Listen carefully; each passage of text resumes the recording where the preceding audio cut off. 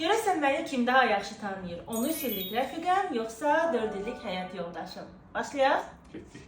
Lalə, mənim neçə yaşım var? 31. Xəzər, mən doğulanda çəkim nə qədər idi? Allah da bilir, mən də bilirəm ki, mən bildiyim budur ki, bilmirəm. 3 yarım. Lalə, mənim köhnə familiyam nədir? Asadullayev.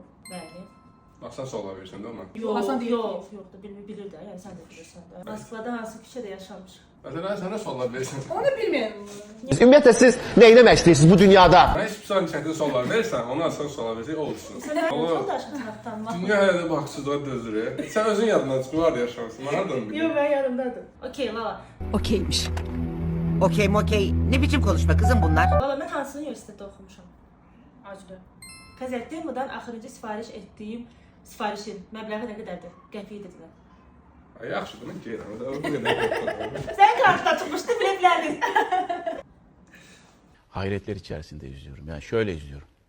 Elə suallar qalıb, neçə düşün var, nə bilim. Neçə barmağım var. 3-0 oldu indi, qəbulçılıq. Hayır benim əziyyətimə. Xəzərin növbəti sualı siz yazın, məncə. Çünki mən tapmadım. Yəni ki, belə şey yoxdur da yəni. Mən daha yaxşı 13 illik rəfiqəm tanıyır. Allah haqqı, yəni.